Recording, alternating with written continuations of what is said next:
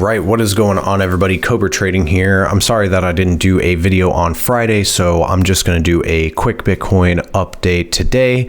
It is Monday and it is about 8 a.m. here on the East Coast. Let's go ahead and get right into these charts.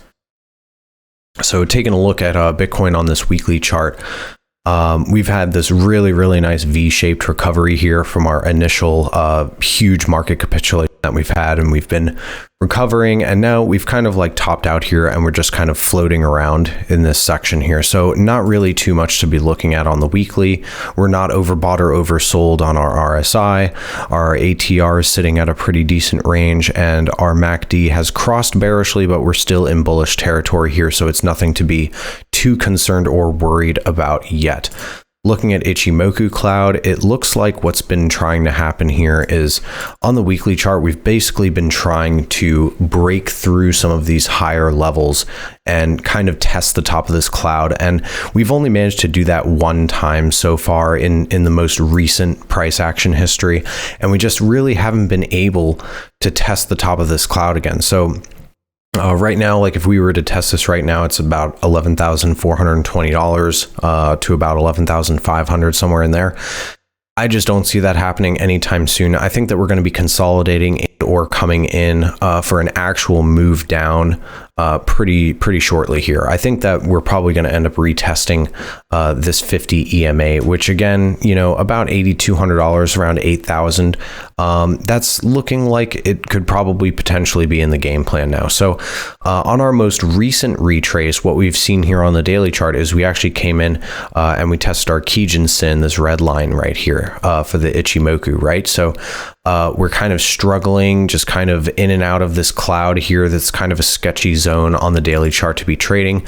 So let's take a look down on this daily. Our MACD has slid into bearish territory, and the lines are kind of right on top of each other. So just kind of weird here. Normally we don't see the lines directly on top of each other like that, but that's something I'm going to be watching. So it looks right now like on our daily chart, we actually are using this 50 EMA line on the daily. This is what we're testing right now. So I think that if we see a close below the 50 EMA on the daily chart, we'll probably be coming in to test originally my original target, which you know, is about $8,800. So and then our lower target below that is about 8,500 down at the 200 EMA line. So those levels are definitely still in play here. But overall, if you take a look at the daily chart, we're still just kind of floating around in this range from between 10K to about 8.8, right? So we're just kind of floating around in this range here. So it's really nothing too crazy at the moment. I believe the bottom of the cloud here, if we were to test this in the next couple of days, is about 8,500 as well.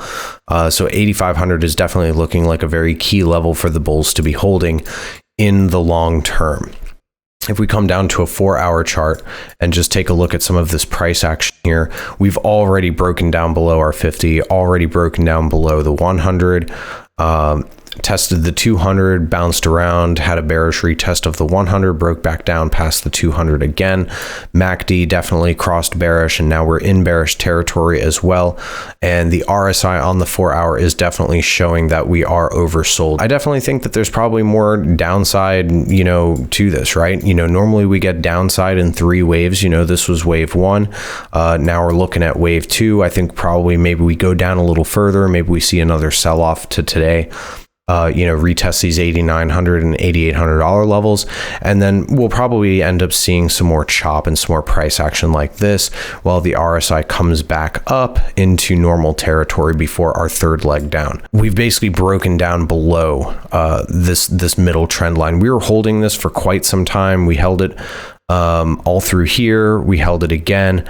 Now upon this third retest, we've broken down through this. So unless the daily candle manages to close and climb back above 92, 92.50, I think what's going to end up happening is we're going to end up seeing a third retest of this bottom trend line, and that's going to be getting into slightly dangerous territory. If we end up losing levels around 8,400 or so, that's not going to be good. Our very next stop is going to be 8,000. So if we look over at my bullish count, I want to also take a look at some of these just key levels that we have for this week so far. So our monthly high is way up here at let's see, what is this at?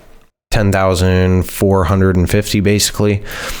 So we've got our monthly high way up there. Our monthly low and our weekly low are now the same level at about 8,900, almost to the tick, 8,901. And our monthly opened up at 9,443. So our monthly open and our monthly high are basically exactly $1,000 from each other. So we've got this huge $1,000 range up here from our monthly high to the monthly open. Very substantial. These are going to be very key levels to be sweeping and very difficult levels to be sweeping as well, coming back up. So another very interesting thing is, you guys all know that I've had this green box drawn for quite some time now, and this green box actually got wicked down to the tick right here, just I guess at midnight. So now that we're starting to creep down into these $9,000 levels, I think once $9,000 is broken, we're probably going to see another retest of the top of this descending parallel channel that I've had drawn for a very long time now. And again, that's about $8,800. So as I keep saying these numbers over and over again: 8,800, 7.8, 7.2, 8,000, all of these levels are very key. Obviously the higher ones we're going to hit first. So 8,800 will test first, 88, 87, 88 around the top of this channel. If that breaks down, we'll start seeing levels down into, the 8K range, to start testing these levels down here. Getting back to our Ichimoku stuff over here, I want to take a look at the 1 hour with the Ichimoku. It's just looking really gross, right? It's looking really bad. We're getting this bullish pop right here. MACD was really literally completely flat here for the better part of like 2 or 3 days, and it just looked really gross. This is pretty much why I stopped trading this. I had one position that this one was a small long winner. I tried to relong the dip. It was just trash. So I ended up closing for a small profit. It was basically break even after fees. Then I tried to short here, ended up getting stopped out here. Like it was just a mess in here. So I just stopped trading this over the weekend. Sure enough, I wake up this morning and I woke up to this. So if I would have had a looser stop on those shorts, that would have been a very successful trade. But, as of right now, I'm not even looking to get into a position on this. Honestly, I've been kind of just focusing on Forex and commodities and stuff in the meantime, like while Bitcoin is trying to figure its life out over here. But in terms of Ichimoku, I mean, this is just looking really fucking weak. It's just not good at all. We even have our EMA lines crossing. They're going to start moving below the Ichimoku cloud here. So it's just not really looking too hot. If we focus on some of these smaller time frames real quick. Smaller time frames, this looks exactly like this does, like when we first started popping up and moving sideways from this. So do we see a move up? Yeah, probably. Maybe to test these levels around 9,200, somewhere in here, or up here, the top of this green box that we're sitting in. So this is actually kind of a good thing. It's looking like we're probably going to stay range bound in this green box for a little bit. Normally when we're in here for a while. So I do expect this to kind of just be the main range that we're in for quite some time, from 8,900 up to 250, 9,300 or so. 9,300 would be about here at the bottom of these wicks. Yeah, so that pretty much makes perfect sense to me. So if we start getting up to these levels, I'll probably think about we get a big bounce like that, I'll probably be shorting bounces and longing the dips and shorting the bounces, and just kind of playing this range.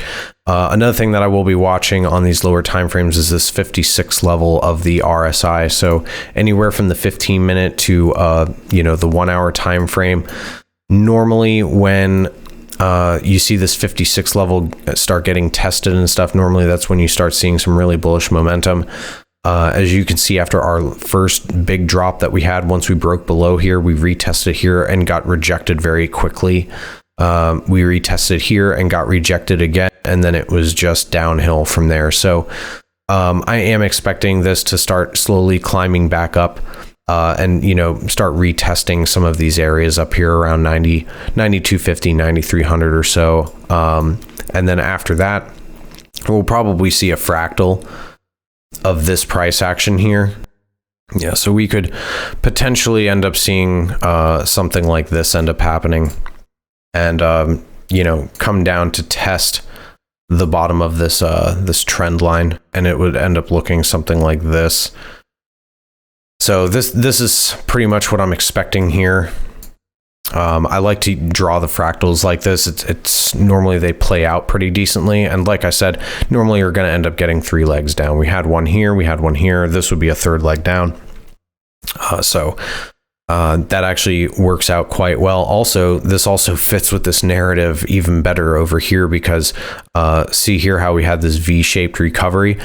V-shaped recoveries happen very often in Bitcoin. I mean, you can point these out all the time. This was a V-shape to the downside. We had another huge V-shaped recovery here. This was a V-shape to the downside. Bitcoin sees these all the time. So that would actually make sense that we see a pop up here, to test like 93, 9400 or so, somewhere in there, and then immediately get rejected and just start hovering around here, in this range, something like this. So that's what I'm going to be looking for. That's pretty much all I got for you guys today. I appreciate you guys being with me. I hope that, as things are starting to open back up due to COVID, just make sure that you guys are still being safe and stuff like that. And make sure you check out all the links in the description below. I forgot about that.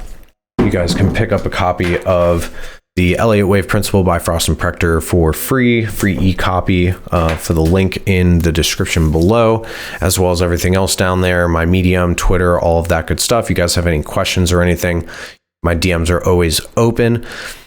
Make sure you hit that like and subscribe button for all of my updates, and I will see you guys on Friday. Happy trading.